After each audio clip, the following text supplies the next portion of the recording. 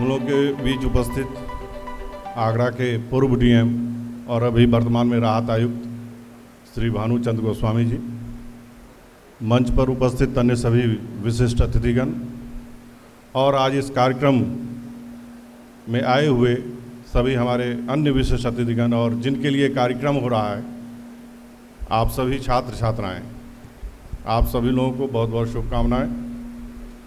आप लोगों को देख के और यहाँ आप लोगों के सामने आके मुझे 15 वर्ष पहले की परिस्थितियाँ याद आती हैं कि जब हम लोग भी इसी तरह आप लोगों के जैसे आप लोग आज बैठे हैं उन्हीं स्थिति में थे और विभिन्न परीक्षाओं की तैयारी में लगे थे, अपने कैरियर को सेटल करने में लगे थे और फिर उसी लगे रहने के कारण फिर एक दिन ये रिजल्ट आया और फिर हम लोग सेलेक्ट हुए और आज आप लोगों के सामने हम लोग को बोलने का मौका मिल रहा है कि आप लोगों को मोटिवेट किया जाए और आप लोगों को कुछ मार्गदर्शन दिया जाए।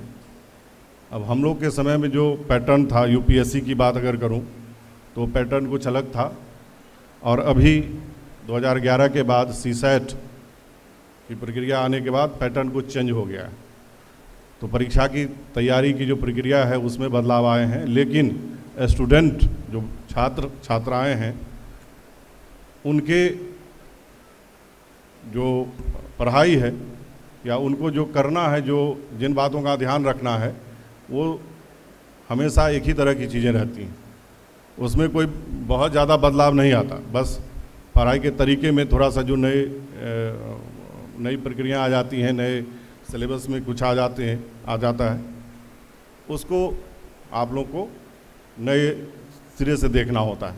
अदरवाइज सारी चीज़ें समान रहती हैं। जैसा कि मुझे जितना जानता हूँ, हम लोग के समय में यूपीएससी की बात करूँ तो प्री में भी एक सब्जेक्ट हुआ करता था और जीएस का पेपर होता था। आज सीसैट का पेपर एक है और जीएस का पेपर है, तो बस एक विषय का अंतर हुआ है, जीएस का पेपर वही है। इसी तरह मेंस में भी हम लोग के समय में 2 विषय होते थे और आज एक विषय है।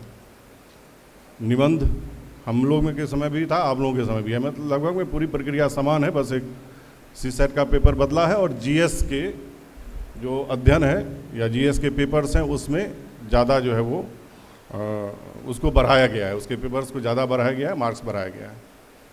इस सब चीज़ों के बारे में जानकारी आपको आपके जहाँ पर भी आप कोचिंग कर रहे होंगे, ट्यूशन ले रहे होंगे, मार्गदर्शन ले रहे होंगे, वो आपको उसके बारे में सिलेबस के बारे में और उस यूपीएससी की जो पैटर्न है उसके बारे में बताते होंगे।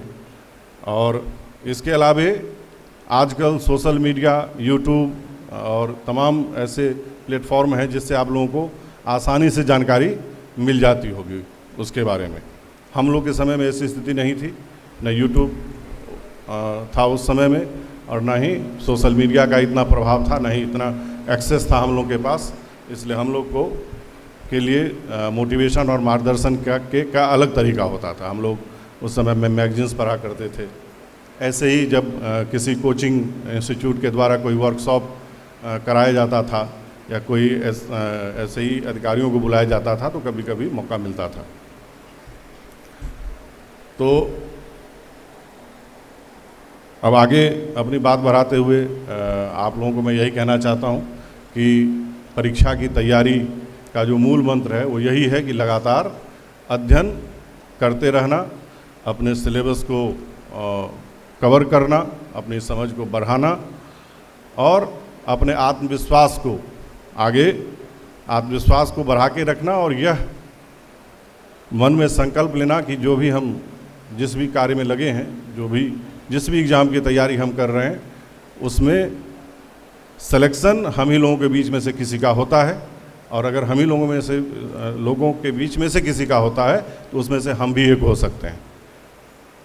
तो ये आप लोगों को अपने व्यक्तित्व के विकास में अपने जो है वह जो आत्मविश्वास है उसको बढ़ाना होगा, उसको विकसित करना होगा और अध्ययन को आगे बढ़ाना होगा। मैं ये मानता हूँ, मैं बता दूँ अपने बारे में कि मैं बिहार के दरभंगा ज़िले का रहने वाला हूँ और आप सभी लोग आगरा या उसके आसपास के रहने वाले हैं, अधिकांश इसमें से। और आगरा अपने आप में एक विकसित शहर है और यहाँ पर तमाम सुविधाएं हैं, तमाम यहाँ पर संसाधन हैं जिसका आप लोग उपयोग कर रहे हैं या करेंगे। लेकिन हम लोग जिस शहर से हैं वहाँ पर उस समय जो है वो संसाधनों का भी बड़ा अभाव था और इतनी जागरूकता की बात भी नहीं थी जितना आप लोगों के सामने है। लेकिन फिर भी मन में एक विश्वास था और जो गार्जियंस थे हमारे, उनकी इच्छा थी कि हम लोग पढ़ें, पढ़ाई के लिए उन्होंने प्रेरित किया और करते रहे, सपोर्ट किया और फिर हम लोग भविष्य में प्रयास करते रहे, प्रयास करते करते हम लोग यहाँ तक पहुँचे। तो इसलिए आप लोगों के सामने उस तरह की कोई कठिनाई मुझे समझ में नहीं आती कि आप लोगों के पास कोई बहाना हो कि हमारा सिलेक्शन क्यों नहीं हो रहा है या क्यों नहीं होगा। और आप लोग अगर गंभीरता से तैयारी करेंगे, चीज़ों को समझेंगे, अपने सिलेबस को समझेंगे, अपने टीचर्स की, अपने गार्जियंस के डिसिप्लिन को मानेंगे और परिश्रम करेंगे तो अवश्य आप लोग सफल होंगे। बस आप लोगों को रेगुलर अध्ययन करना है, अध्ययन में निरंतरता हो, अध्ययन में जो है वो लगातार पढ़ना है। ये भी नहीं है जैसे कई बार आप लोगों के मन में एक क्वेश्चन होता है कि कितना घंटा पढ़ा जाए। तो मेरा मानना है, अभी और भी हमारे जो है सामने आपके अधिकारीगण हैं वो भी बताएंगे अपने तरीके के बारे में, लेकिन मेरा मानना है कि अध्ययन को बहुत जो है वो घंटों में बांधने की ज़रूरत नहीं है कि कई बार लोग कहते हैं कि 18 घंटे पढ़ना है, 12 घंटे पढ़ना है। ऐसा कुछ नहीं है। आपकी समझ और आपकी क्षमता जितनी अधिक होगी उतने ही समय की आपको आवश्यकता होगी। यहाँ पर इस हॉल में हर क्षमता के छात्र हैं, हर संसाधन से युक्त, अलग अलग संसाधनों की उपलब्धता से युक्त छात्र हैं। उनको अपने हिसाब से अपनी आवश्यकताओं को एसेस करना होगा, अपनी कि आपकी क्या आवश्यकता है, कि आपको कितने घंटे पढ़ने से आपका सिलेबस वो कवर होता है। अगर उसके लिए 18 घंटे की ज़रूरत है तो आप 18 घंटे पढ़ सकते हैं। अगर वो आप 12 घंटे में ही कंप्लीट कर ले रहे हैं तो आप 12 घंटे में पढ़ के ही उसको कवर कर सकते हैं। और अगर आप 8 घंटे में भी उसको कंप्लीट कर लेते हैं तो 8 घंटे भी पर्याप्त है। लेकिन जो मिनिमम रिक्वायरमेंट है वो यही है कि उस जो सिलेबस है आपका, जो आपका विषय वस्तु है, उसको उस समय अवधि में जितना आपको समय है, साल, 2 साल, 3 साल, 4 साल, या जब आप अपीयर होते हैं उससे पहले उसकी पूरी तैयारी, उसकी पूरी समझ और उसको पूरा कवर कर लेना है। इसको जो मेरा मानना है कि हम अपने घंटों को उसी हिसाब से डिसाइड करें कि हमें कितना पढ़ना है। और रेगुलर पढ़ाई करनी है। अपना सत्संग, कहने का मतलब है कि आपका जो ग्रुप जिसके साथ आप उठते बैठते हैं वो भी महत्वपूर्ण है कि आपके सानिध्य में जो है कैसे लोग हैं वो आपको पढ़ने के लिए प्रेरित करते हैं या ऐसे लोगों के साथ आप उठते बैठते हैं जो आपको डाइवर्ट करते हैं। तो थोड़ा सा संयम, कहने का मतलब है कि संयम भी बहुत आवश्यक है। मैं अपनी ही बात बताऊं, मैं जब यूपीएससी की तैयारी कर रहा था उससे पहले मैं और भी एग्ज़ाम्स की तैयारी करता था। कुछ उस समय बैंक्स की तैयारी और अन्य जो जनरल एग्ज़ाम्स होते हैं उसकी भी तैयारी करता था। और उस दौरान मेरे जो मित्र थे वो वही ऑब्जेक्टिव एग्ज़ाम्स वाले थे, बैंक्स वाले। तो उस एग्ज़ाम की रिक्वायरमेंट जो है वो थोड़ी सी अलग होती है। उसमें जो मैंने कहा कि पढ़ने के जो अवधि है, पढ़ने के घंटे हैं या पढ़ने का तरीका है वो कुछ अलग तरह का होता है। लेकिन जब मैं उधर पूरी तरह सफलता प्राप्त नहीं कर रहा था तो फिर मैंने डिसाइड किया कि अब यूपीएससी की तैयारी जिसके लिए मैं आया हूँ और जिसके लिए मैं लगा हूँ उसको पूरा फोकस के साथ उसकी तैयारी करूँ। और जब उस तैयारी के लिए मैं आगे बढ़ा तो मुझे जो पुराने मित्र थे, जो पुराना सर्किल था मेरा, वो थोड़ा सा जो है मुझे बाधा उत्पन्न कर रहा था, क्योंकि उनके साथ भी समय बिताना था, दोस्ती थी, मित्रता थी। लेकिन फिर मैंने जो है यूपीएससी की तैयारी के लिए कोचिंग ज्वाइन किया और फिर उस कोचिंग के बहाने से मैंने अपने और मित्रों को बताया कि देखो मुझे कोचिंग में जाना है, वहाँ की जो चीज़ें हैं उसको कवर करना है। तो अपने आप जब आपके दोस्त होते हैं, अच्छे होते हैं, वो समझते हैं आपकी जो समस्याएं हैं, तो फिर धीरे धीरे हमारा जो है वो और ये जो अध्ययन का ये है वो समय है, वो फिर जो यूपीएससी की तैयारी करने वाले छात्र थे उनके साथ बीतने लगा, और जो अन्य छात्र थे उनसे जो है बातचीत होती रही, लेकिन समय हमने उधर से डाइवर्ट करके अपने आप को संयमित किया। पहले जब और तैयारी करते थे तो थोड़ा इधर उधर में भी रहते थे, कहीं घूमना फिरना, इधर कहीं दोस्त ने कह दिया तो वहाँ उनके साथ चले गए, तो उसमें दिक्कत नहीं थी कि उसमें विशेष कोई दिक्कत हो, लेकिन उसमें समय थोड़ा सा कम रहता था पढ़ने के लिए, और जो यूपीएससी की रिक्वायरमेंट थी वो उस समय से ज़्यादा की मांग कर रही थी, तो इसलिए मैंने फिर उसको रोका और अपने आप को जो भी मैंने कहा कि आपको अपना असेसमेंट करना है कि कितना समय आपको देना है, फिर उसमें दिया, और रेगुलर उसके बाद रेगुलर पढ़ाई चलती रही, कहीं ब्रेक नहीं हुआ, और फिर जो है हम लोग पास कर गए। ये पास करने जो परीक्षा पास करने का ये है, जहाँ तक मैं समझता हूँ कि हम लोगों को, मुझे भी पता नहीं था कि मैं इस एग्ज़ाम में पास करूँगा कि नहीं करूँगा, बस ये था कि पढ़ना है और तैयारी करनी है।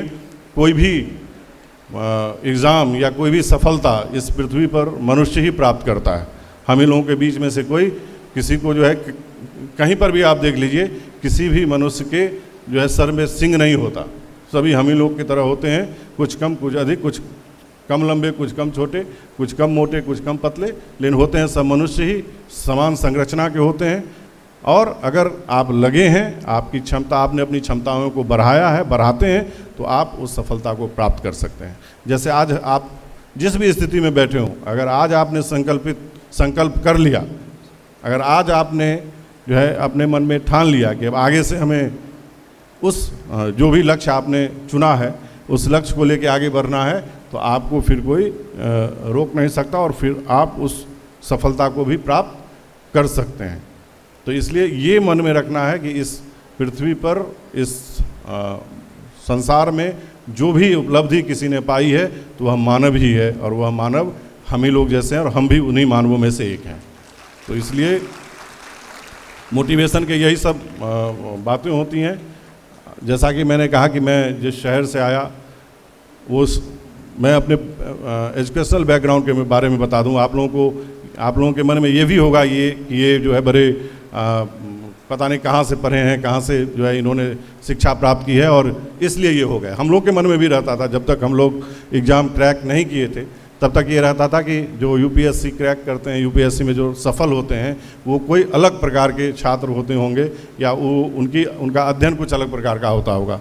लेकिन जब हम लोग खुद सेलेक्ट हुए तो पता चला कि नहीं, हम ही लोगों के बीच से होते हैं। जैसा कि मैं आपको बताना चाह रहा था कि मेरी प्रारंभिक शिक्षा मेरे अपने गांव के ही स्कूल में हुई। हमारे गांव के ही एक हमारे ग्रामीण थे जिन्होंने कि स्कूल खोला था, कहने का तो प्राइवेट स्कूल था लेकिन ग्रामीण स्तर का ही था। अपने उस गांव और उस आसपास के बच्चे ही उसमें पढ़ते थे, और 200-300 मीटर की दूरी पे हमारे घर से वो स्कूल था, उसी में हम लोग जाते थे।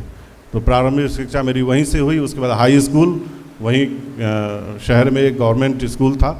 हमारा गांव शहर से थोड़ा सा नज़दीक है, तो वहाँ से 3-4 किलोमीटर की दूरी पे था, वहाँ से मैंने हाई स्कूल किया। और वहीं दरभंगा बिहार से ही मैंने इंटरमीडिएट भी किया। और जब इंटरमीडिएट में मेरा मैथमेटिक्स था, आईएससी था, और मैं इंजीनियरिंग की तैयारी के लिए सोच रहा था कि मैथमेटिक्स से फिर आगे इंटर करके हम लोग इंजीनियरिंग करेंगे। लेकिन थोड़ा सा जब इंटरमीडिएट में का रिजल्ट आया तो मार्क्स मेरा थोड़ा सा कम रह गया, तो उसको लेके मैं थोड़ा सा तनाव में भी था। लेकिन फिर मेरे पिताजी वही डिस्ट्रिक्ट कलेक्ट्रेट के कर्मचारी रहे हैं, अब रिटायर हो चुके हैं। तो उनकी इच्छा थी कि उन्होंने जब चर्चा हुई कि आगे क्या करना है, तो उन्होंने कहा कि जो है वो यूपीएससी बीपीएससी की तैयारी क्यों नहीं करेगा ये। तो मैं सुन रहा था, उस समय तक मुझे यूपीएससी के बारे में कोई जानकारी नहीं थी, क्योंकि उसके बारे में मैंने सुना ही नहीं था। तो फिर मैंने जब उनकी बात सुनी तो मैंने फिर पूछा कि यूपीएससी बीपीएससी क्या होता है। तो उन्होंने बस ये कहा कि जिसमें जो है आईएएस आईपीएस बनते हैं, डीएम और एसपी बनते हैं। तो फिर मेरे मन में आया कि पिताजी की भी इच्छा यही है, तो मैं यही करता हूँ। थोड़ा सा डर भी गया था इंजीनियरिंग करने के इसमें कि मार्क्स कम आ गए हैं मैथ में, तो फिर कैसे आगे बढ़ेंगे। लेकिन फिर ये हुआ कि यूपीएससी करना। और वहीं पर चूँकि ग्रामीण परिवेश में हम लोग थे, तो फिर हमारे पिताजी ने और माताजी ने ये डिसाइड किया कि यहाँ ग्रामीण परिवेश में ये बहुत ज़्यादा पढ़ लिख नहीं रहा है तो इसको दिल्ली भेज दिया जाए। तो फिर मैं वहाँ से दिल्ली गया और दिल्ली से मैंने जब वहाँ दिल्ली गया तब मुझे पता चला कि अपीयर होने के लिए यूपीएससी में ग्रेजुएशन करना होता है। और फिर मैंने जब वहाँ हुआ तो फिर मैंने ग्रेजुएशन में एडमिशन लिया दिल्ली में, और फिर 3 साल सिर्फ ग्रेजुएशन की पढ़ाई की। उस समय में यूपीएससी जो है वह किनारे रह गया था।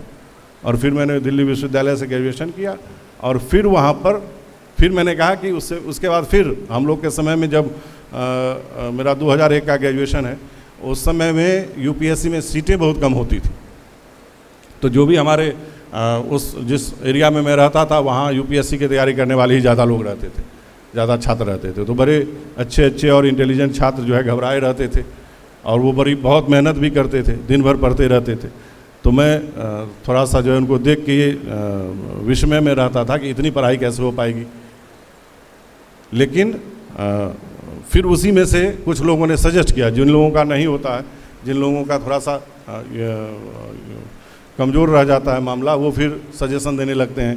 तो उन्होंने सजेशन दिया कि पहले कुछ जो है और तैयारी कर लो, फिर नौकरी मिल जाएगी, फिर अपने दम पर जो है यूपीएससी की तैयारी करना। तो मैं उनके बहकावे में आ गया, या कह सकते हैं कि उनके कहने में आ गया, चूँकि वो ज़्यादा अनुभवी थे और मैं घबराया हुआ सा था। तो मैंने कुछ दिन उसकी भी तैयारी की। लेकिन जब पहले बताया कि जब उधर मेरा फाइनल ही नहीं रहा था, तो फिर मैंने यूपीएससी की तैयारी, और उतने दिनों में वहाँ रहते रहते मुझे आइडियाज़ भी आने लगे थे, क्योंकि वो एरिया ही वही था जहाँ लोग यूपीएससी की तैयारी करते थे, तमाम कोचिंग्स थे, तमाम स्टूडेंट्स थे।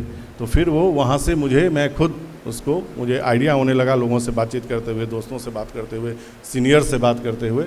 और फिर मैंने 2006 में डिसाइड किया कि अब यूपीएससी की तैयारी ही करना है।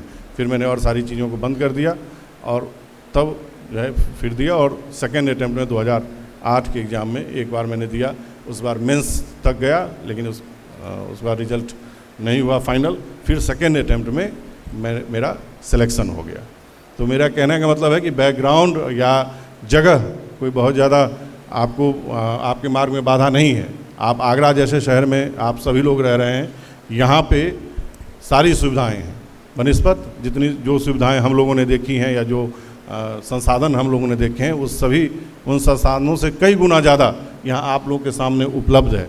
बस अब आप लोगों को अपने दृढ़ संकल्प की ज़रूरत है, लगन से पढ़ाई की ज़रूरत है, अपने आत्मविश्वास को बढ़ाने की ज़रूरत है, और अपने टारगेट, अपने फोकस को जो है ध्यान में रखने की ज़रूरत है। और आप जो है निश्चित रूप से सफल होंगे अगर जिसने भी ठान लिया। ये आप ये भी सोचते होंगे कि इतनी अधिक संख्या में छात्र अपीयर होते हैं तो सभी तो सफल नहीं हो पाते, तो फिर क्या किया जाए। लेकिन आप देखेंगे कि भीड़ में गंभीरता बहुत कम होती है। आप भीड़ तो देखेंगे, लेकिन उसमें गंभीर छात्रों की संख्या बहुत कम होती है। जो भी गंभीर हुआ, जिसने भी अपने आप को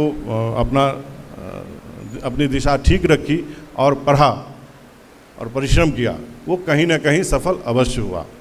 ये हो सकता है कि यूपीएससी में सीटें कम, जितनी सीटें हैं 1000 सीट है या 1500 सीट है, तो 1500 लोग ही चयनित होंगे। लेकिन अगर और 5000 या 10,000 या 20,000 लोग अगर तैयारी कर रहे हैं, तो कहीं ना कहीं अन्य दूसरी परीक्षाओं में सफल होंगे, जो उससे जो है रिलेटेड होता है। सभी स्टेट्स के पीसीएस होते हैं, अन्य एडमिनिस्ट्रेटिव जो है वो एग्ज़ाम्स होते हैं या पद होते हैं। कहीं ना कहीं आपको सफलता अवश्य मिलेगी अगर आप अध्ययन करेंगे। और अगर नहीं भी सफल होते हैं तो आप फिर हम जैसे लोगों को बनाना शुरू कर देंगे, हम जैसे लोगों को पढ़ाना शुरू कर देंगे, और जो आपका ज्ञान है, जो आपकी प्रतिभा है, वो आगे बच्चों के लिए या अन्य लोगों के लिए काम आएगा। तो ये चीज़ें हैं जो मैं आप लोगों के सामने रखना चाहता था, और आप लोगों को कहना चाहता हूँ कि आप लोग अभी युवा हैं, आप लोगों में ऊर्जा है, आप लोगों में जो है वो क्षमता है। बस अपनी क्षमता को पहचानना है और परिश्रम करना है। हमेशा जो है वो अपने जो मनुष्य के अंदर की क्षमता है उसको जानना है। मैं हमेशा मुझे 2 पंक्तियाँ याद आती हैं जो मेरे लिए भी प्रेरक रहा है हमेशा, वो मैं आप लोगों के सामने कहना चाहता हूँ। पहले भी मैं कई बार छात्रों के सामने रहता हूँ तो ये ज़रूर कहता हूँ, इन पंक्तियों को बताता हूँ कि आप में कितनी क्षमता है, और आप क्या कर सकते हैं, इसके लिए जो है वो कवि ने कहा है कि बाहों से अम्बुदी अगाध थाहेंगे, बाहों से अम्बुदी अगाध थाहेंगे, धंस जाएगी यह धरा अगर चाहेंगे, तूफान हमारे इंगित पर ठहरेंगे, हम जहाँ कहेंगे मेघ वहीं गहरेंगे। तो अगर आपने ठान लिया तो वहाँ कोई भी चीज़ आपके लिए मुश्किल नहीं है। मनुष्य ने ही जो है वह, हम लोग अपने धर्म और संस्कृति को जब पढ़ते हैं तो जानते हैं कि ऋषि भागीरथी ने गंगा को स्वर्ग से यहाँ उतार लिया था। वह एक मानव ही थे, बस उनकी क्षमताएं जो है उनकी विकसित हुई, उन्होंने अपनी क्षमताओं को बढ़ाया और माँ गंगा को स्वर्ग से ज़मीन पर उतार दिया। तो आप भी ऐसा कर सकते हैं और आप में इतनी क्षमता है कि आपके सामने कोई भी बाधा, किसी भी प्रकार का विघ्न, किसी प्रकार की समस्या आरे नहीं आएगा। मैं 2 पंक्ति और कहूँगा कि है कौन विघ्न ऐसा जग में, टिक सके वीर नर के मग में, खम ठोक ठेलता है जब नर, पर्वत के जाते पाँव खर, मानव जब जोर लगाता है पत्थर पानी बन जाता है।